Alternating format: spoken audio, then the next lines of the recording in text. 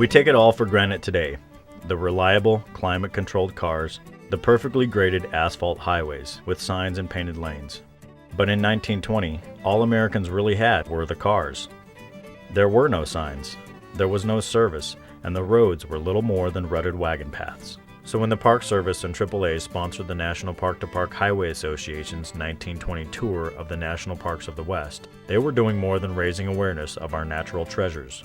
They were raising awareness of the near endless possibilities for travel within the United States. The National Park-to-Park Highway is a 5,000-mile loop, a lariat lassoing the scenic wonders of the West, which include 12 national parks.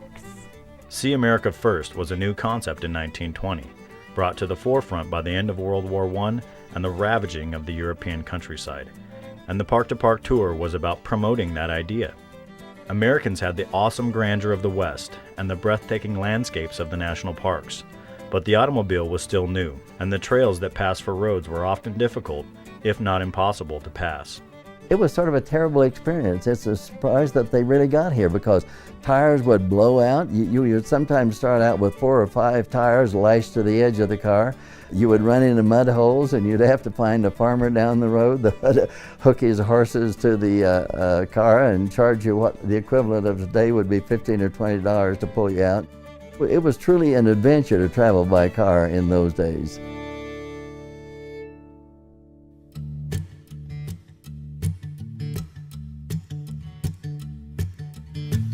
After World War I, the National Park Service, AAA, and the National Park-to-Park Highway Association all banded together to promote travel by automobile to the national parks of the West.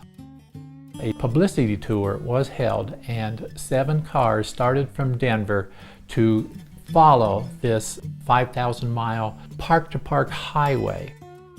The route went north from Denver to Rocky Mountain National Park, Yellowstone, and Glacier, west to Mount Rainier, south to Crater Lake, Lassen, Yosemite, General Grant, and Sequoia, east to Zion and Grand Canyon, north to Mesa Verde and back to Denver.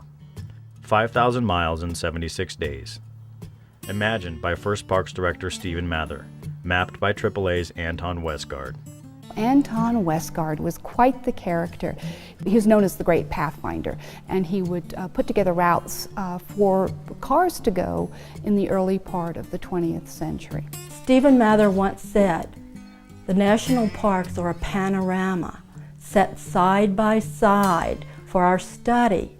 Each park is highly individual, and yet the whole is a revelation."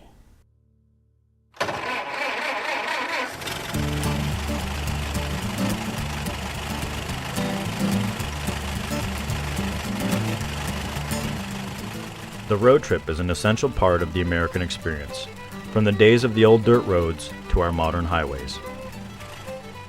Sometimes it's not so much where we're going, it's the journey that takes us there that's more important.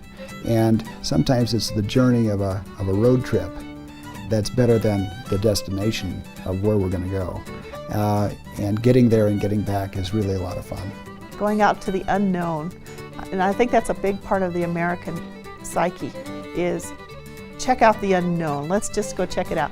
It may disappear tomorrow. You never know.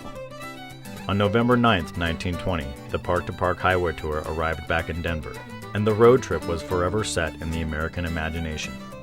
For generations, travelers have spent their vacations driving the perfectly paved and graded highway system to our varied and magnificent national parks, and it all began with the 1920 inaugural tour.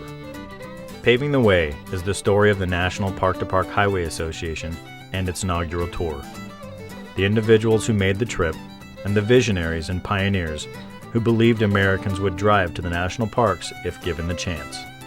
It is also the story of how the automobile, the highways, and the road trip itself became such an essential part of the American experience. The road trip opens doors, it opens opportunity, it opens our eyes to different cultures, to new experiences. It's nature's cathedral. It's an American identity. It's where we get our sense of this is America.